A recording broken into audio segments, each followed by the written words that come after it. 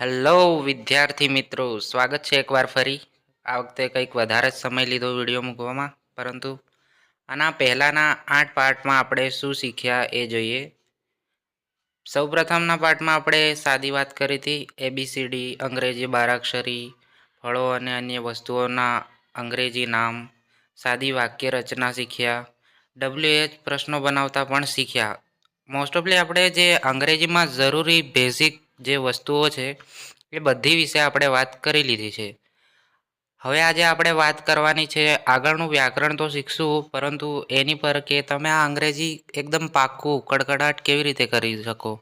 રોજિંદા જીવનમાં કોઈને ચોપડીઓ વાંચવામાં કોઈ ઇન્ટરેસ્ટ હોતો જ નથી. આજના ટાઈમમાં વિદ્યાર્થીઓ મોબાઈલનો જ વધારે ઉપયોગ કરે છે, સ્માર્ટફોનનો. તો આપણે એનો ઉપયોગ કરતાં શીખવાનું છે કે તમે સોશિયલ મીડિયા પર અને અન્ય જગ્યાએથી કઈ રીતે અંગ્રેજી સારી રીતે શીખી શકો. એવું નથી કહેતો કે વિડીયો જોઈને જ શીખો, પરંતુ આનો ટૂલ્સ જે છે ફોનના, એનો તમે અંગ્રેજી શીખવામાં ઉપયોગ કરી શકો છો. માટે એ વિશે જાણકારી મેળવીએ. આગળ જોઈએ તો અહીંયા સ્ક્રીન પર તમને જે બે વસ્તુઓ જોવા મળે છે, મોબાઈલના જે ફાલતુ ઉપયોગ છે, જે આજના વિદ્યાર્થી મિત્રો નાના હોય કે મોટા, કોલેજિયન જીવનના કે સ્કૂલવાળા, મોટા ભાગના વિદ્યાર્થીઓ આ જ કામ કરે છે આજના ટાઈમમાં.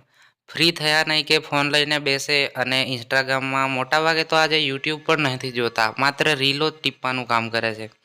તો આ આપણી એક આદતને બદલવાની છે કે આપણને આપણા ભવિષ્યની કોઈ પડેલી જ નથી, એવી રીતે આપણે રીલો દેખવામાં જ આપણો સમય બરબાદ કરીએ છીએ. અને વચ્ચે કોઈક વાર એવી રીલ આવી જાય કે આપણને મોટિવેશન આપવા લાગે, તો એનાથી થોડી વાર દુઃખ થાય ને ફરીથી આપણે એ જ કામ પર લાગી જઈએ છીએ. એવું નથી કરતા કે આની અનુકરણ કરીએ અને જીવનમાં કંઈક કરવા માટે મોટિવેશન લઈએ અને એની પર કામ કરીએ, પરંતુ એટલા આળસુ થઈ ગયા છે કે માત્ર પડ્યા રીલો ટીપી ખાય છે. તો આપણે એવું નહીં કહેવા માંગતો કે તમે રીલો નથી દેખો, ટાઈમપાસ માટે બધા દેખતા હોય છે, હું પણ દેખું છું, પણ થોડો સમય ઓછો વાપરવાનો અને બીજી ભણવા પર ધ્યાન આપો. જેમ કે તમે અહીંયા કેટલાક ઇન્ફ્લુએન્સર જેવા હોય છે જે ઇંગ્લિશ શીખાડતા હોય છે રીલ્સ પર પણ, તો એમને ફોલો કરવાનું ચાલુ કરો. એટલે તમે રીલ જોતા હોય તો વચ્ચે વચ્ચે એમની રીલ્સ તમને જોવા મળશે, અને એ રીલ પરથી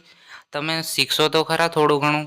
અને પોતાના મોબાઈલની લેંગ્વેજ ઇંગ્લિશમાં જ રાખવાની, એટલે તમને ટૂલ્સના નામ ને બધું યાદ રહેવા લાગે અંગ્રેજીમાં. અને ઉપરથી જે કીધું એ પ્રમાણે આ જે અંગ્રેજી શીખાડવાવાળા આજે ઘણા બધા એવા શિક્ષકો છે જે ઇન્ટરનેટ પર જ શીખાડે છે, અને શીખાડવાનો તરીકો પણ ખૂબ જ અલગ લેવલનો હોય છે.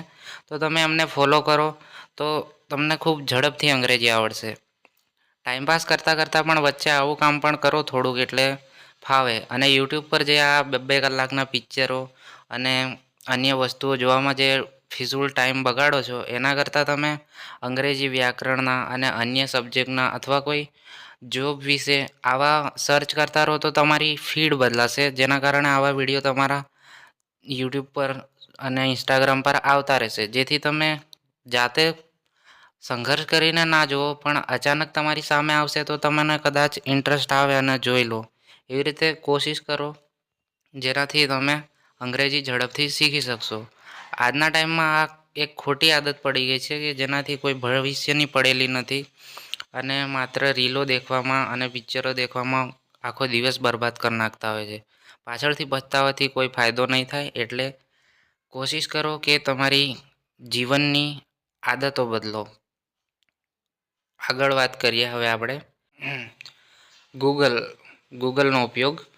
ગૂગલ એક એવી વસ્તુ છે આજના ટાઈમમાં કે તમે દુનિયાની કોઈ પણ વસ્તુ વિશે જાણવા માંગો તો તમને ફટ દઈને જવાબ મળી જાય, જેવો જોઈએ એવો જવાબ મળે છે. આપણે એ બધું ના કરો તો અલગ વાત છે, પરંતુ ગુજરાતી ટુ અંગ્રેજી ટ્રાન્સલેટર પણ આપેલું હોય છે, જેમાં તમે કોઈ પણ શબ્દ કે વાક્ય લખો તો તેનું તમને ગુજરાતીમાં અથવા ગુજરાતીનું અંગ્રેજીમાં એવી રીતે તમને અનુવાદ જોવા મળશે. તો તમને કોઈ શબ્દોનો કે એવો અર્થ ખબર ના પડે તો તમે આ જગ્યા પર જઈને એનો અનુવાદ જોઈ શકો છો. તમારે કોઈ શિક્ષક જોડે જવાની જરૂર નથી, ડાયરેક્ટ તમે ગૂગલ કરી લો એટલે તમને ખબર પડે કે આ શબ્દનો મિનિંગ આ થાય છે આવી રીતે.